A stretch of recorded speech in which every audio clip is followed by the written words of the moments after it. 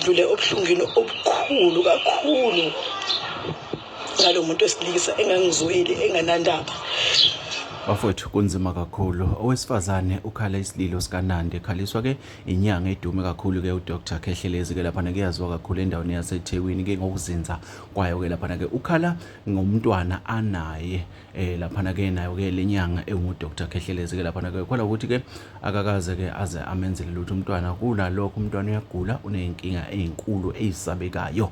Wavezana nezinye izinto bafowethu deep kakhulu ngalolu daba ke lomntwana nanokuthi ke lomntwana lenyanga yamphika. Nantu udaba oluphelele khona la kwisiqiniseko SMA ngicela uzwele ke mbola semakhaya ungakhohlwa ukusubscribe ke uphinde ulike lama video. Iqiniso ke limi kanjena ke Dr Khehlelezi ngamazi ngo2019 towards the end of the year. Ngajola naye 2020 ngoMarch if I'm not mistaken. Waqala ilockdown. Mina ngisebenza eLupa Austria eFlorida. Angeke ngize ngiqamba amanga yebo ngijola naye. Okay, yebo ngiqala ukujola naye. Ngitshelile ukuthi ukhona washo kanjalo kumina. Wathi ukhona unengane na 2 weeks. And mina ngifuna uqamba amanga njengoba ngangimbona 2019 ngangiqala ukumbona ngangingamazi and nayo uyazi ukuthi engishela ngangingamfuni kwakuze kube uyena aze athi kumina ithuba elinjena liyekho yabo ngingazi ukuthi ukhuluma ngani yabo. Okay, ngajola ke naye ngamitha sekuyophela unyaka ngo-August 5 kwakuyibirthday yakhe. Kulungile mengimitha kube ngathi uba nokungabaza angaze ngimenzele into ebheceleni kulezi inyanga ngijola naye, so angazi ukuthi yini imenza ukuthi angabaze kodwa nani niyawazi kamadoda ukuthi muke wamitha inkinga ziyaqala. Hayi ke ngimtshela into eyodwa ukuthi mina hayi ukuthini uma ukuthi angithembi ngoba angifuna uqamba emva ukuthi ngimnqoma yavele yaba serious kakhulu lento yakho waduma nje watrenda yabona ngisho nako radio ehleze ekhuluma yabo. Ngamtshela mina ngathi mina hayi uyazi ukuthini uma ukuthi awuthembi ukuthi ingane mhlambe yakho kulungile ngicela ukuthi sibone ngengane mina ngizohlala u9 months yabo ngoba vele futhi akukho okutheni mhlambe ngazikhathi ngangijola naye during mhlambe akushintshe empilweni yami ngangisaqhubeka ngiqashele nje Nanda akukho okutheni akho umuntu angithengela yona mhlawumbe akho 10,000 wayengipha nje ngaleso sikhathi imali mhlawumbe ngipho 3,000 ngaleso sikhathi hayi every month. Ake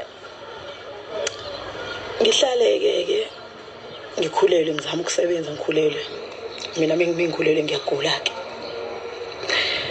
ngigule ngizama ukusho kona ukuthi emsebenzini bese ngisebenza isikhathi eside bazama ukungidabukela nokungizwela nje yabo kuma shift anzima. Ngizama ukusebenza qhubeke ngirente nje ngiqhubeke nempilo kwathi isisikhulu sengigula kakhulu ke lapho ngangasakwazi ukuthi ngimsebenzini and there was a time la emsebenzini khona babengasangihuleli and niyawazi ngama restaurant ukuthi anjani awanalo iqiniso. There was a time la emsebenzini khona bengasangihuleli ababesondelene nami lapho bayazi ukuthi ibona basebengiphakela ukudla ngobani ngangikade ngingashonge ekhaya ukuthi ngikhulelwe ngangisaba lento ukuthi ngizothi ukuba kwengane ngoba kwengane ingane wayingabaza. Hayi ngibekeleke ngibe nama complications ke during pregnancy yami kodwa ngase sengiyela ku9 months hayi ngiyisesibhedlela ngithi mina hayi ngiyasikwa ngoba ngangizwa inhlungu kakhulu nginenhlungu ngangasalala ebusuku ngineyinhlungu ngathi mingiya kwiscan wathiwa kwiscan ingane senginamanzi amaningi so nje kungenzeka noma yini inganeni ngaxaya ukuthi yabo kuqhamuka konke lokho. Fast forward ke ngagcina sengibeletha nge-C-section ngenxa ama complications. Ngibeletha ngoApril 5. Mengibeletha ingane ayikho right, okay. Ingane yayine jaundice, vele ingane ngijwayele ukuthi izayine jaundice, but odokotela bangitshela ukuthi ngizale i-albino.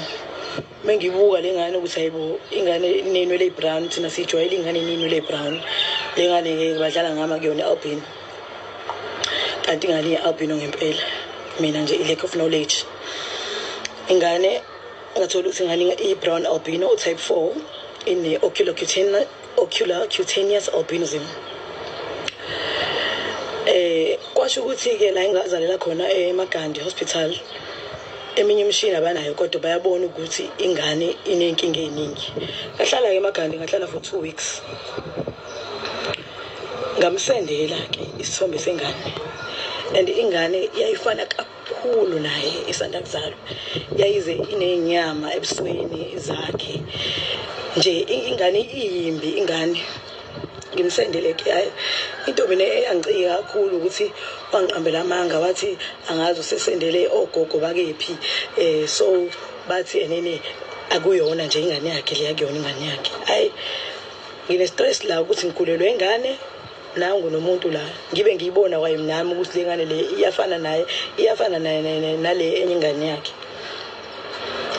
because akusakhona le enye ingane yakhe, ngazi le enye ingane yakhe yodwa iyona esakhona. Hayi ke ngigcine nami ngikhuluma amagama amambi kuyena, ngathi mina yazi ukuthini, sengikuhloniphe kakhulu, ngiyakwazi nami ukuthi ngibe kuhlaza, ngicela ungilinde ukuthi ngiphume la esibhedlela ukuze ngizodila nawe, amadoda afana nawe ngiyakwazi ukukukhombisa ukuthi mina nginjani. Ngathi ngifuna ukuthi ngichazele ukuthi kahle kahle ngangilele nezilwane yini noma ngangilele nawe, ngoba ngenzeka ukuthi njengoba uphika kanje mhlambe ngempela awazi. Hayi ke kwaqala lapho ke ngaba isitha sakhe, ngabona sengifonela ummeli wakhe, kwaba i-conference call. Ummeli wade wazama ukuthi amncenga ukusicela ingane ayondle ngoba kusengenzeka ukuthi ingane yakhe engafuni yena, ethi nje kusangenzeka futhi ukuthi ingane kuyona yakhe. Bathi ummeli kuyafana nje ubadonate abantu, so uthatha nje ngokuthi uyadonate. Hayi wayengafuni ke kodwa ke ummeli wangi-advise wathi siyacela siphuma esibhedlela, acela ukuthi kwenziwe i-DNA. Nangempela ngathi mina hayi bandla, ngenhliziyo emhlophe akukho engikufihlayo, i-DNA ngenziwe. Nangempela ngiphume esibhedlela after 2 weeks, ngaphuma nezincwadi nje ezingikhomba ebhedlela eziningi, esinye saso i-Albert ke ingane ke eyayochecka ke ngathola ukuthi ingane inkinga yenhliziyo, wazalwa ene-large VSD, imbobo enkulu enhlizweni. Ngachazelwa ke ukuthi kuzokwenzeka mhlawumbe ukuthi hamba adinge i-operation, noma mhlawumbe ukuthi imbobo izobuye ivaleke ngekayidinga i-operation. Hayi kwasho ukuthi ingane iyagula ke, ayikhuli ingane nje, ayikhuluphali nje, ingane ngathi ishona phansi. Hayi ke kwasho ukuthi okay, waseke athi nene angibhukhe mina because ngangisaba ukuthi yena unemali mhlawumbe uzobribe abantu ukuthi nene ama results athi negative. Athi angibhukhe mina ummeli, nene kuzoyiwa kule lab le mina engibhukhile. Nangempela ke ngibhukhe ke. Hayi mase selifike usuku lokuthi siye kuyothatha amagazi, ngimfonela sesigezile nengane. Before ebusuku ngaphupha sengathi ngivashela umngane wami kwaMakhutha, sengathi ingane isembhedeni, umngane wami usaphumile ngaphandle kuyindlu nje yomjondolo, bese mina ngithi ngifuna ukugeza ingane, ngivele ngiyithathele indishi ngaphansi, kanti indishi inamanzi angcolile. Bese yangena umngane wami, isathi hayibo mngane uthintelani leyo ndishi, uyazi ukube kuthiwa amadlozi akho awakubhekile ngabe sesikushayela isilwane. Hayi ke kuseni ngigeza ingane, and then bese ngiyamfonela ngithi mina usesilindile phela ukuthi nizosilanda siye kuyokwenza i-DNA. Hayi umuntu ushema ngikhulumela into engayizwa, wathi angazi khona usisi wakhe angazi ushawe i-stroke kanjani, so asibangisakwazi ukuthi siyokwenza i-DNA ngalelo suku. Kwafanele ukuthi ngiphinde ngifone futhi again ngihlehlise indaba ye-DNA. Angikho right kakhulu kodwa ngikhulekile ukuthi uNkulunkulu ucela ngiphe isibindi ukuthi ngiwaqede lamavidiyo ngingakhalanga, ngoba ngaso sonke isikhathi mengibuzwa ngengane ngivele nje kugcwala inyembezi. Ngikhale kakhulu izolo nasebusuku angizange ngize ngilale kuze kwasa ngoba ngithukile and ngiyasaba, kodwa-ke mekumele ukuthi ngife ngifele ingane yami kulungile. Ngamele ukuthula ingane yami, angikaze ngize ngizale ingane ekhubazekile. Ingane njengoba yayenza i-operation, ingane yalapheka kwi-operation. Angikaze ngize ngizale ingane ekhubazekile. Ayikho ingane ena-5 years engahambi ngakhuluma. Okubuhlungu nako konke ukuthi odokotela abakaze bangitshele ukuthi ingane yami inankinga yini. Nabo odokotela abasengenza ngisho i-MRI scan, kodwa kunalo ukuthi baphume nento e-right ezwakalayo, abakaphumi nento ezwakalayo, yabo. Bathi nabo basabheka, yabo, cause lento mhlawumbe ebonakalayo mhlawumbe into engajwayelekile. Akwazi ngeke ukuthi ingane yami ifike ishaywe iy'lwane, emva lokho ingane ayikhuli, ingane yami ayikhubazekanga. So ngithulile for 5 years. Ukuthula wami akuzange kuze kungisize. Laba ngithukayo-ke abathi indaba ngikhulume manje. Ngikhuluma manje ngoba ngidinga ukuthi ingane yami isizakale. Mina ungithuka anginankinga, as long as ingane yami izosizakala. Ungithuka mina ningangithuka, Nkosi yami, anginankinga. Abukho ubuhlungu enizongizwisa bona kunalo buhlungu lobu esengidlule bona ngokugula kwengane yami. Isidumbu sengane yami mina sengisiphathe 3 times. Sengidlule obuhlungwini obukhulu kakhulu ngalo muntu wesilisa engangizweli, enganandaba. Bengingathanda ukuthi ngikhale, kodwa ezinye izinto engiyibonayo eniyikhulumayo zibuhlungu. Kulula vele ukuthi umuntu akhulume ngoba i-situation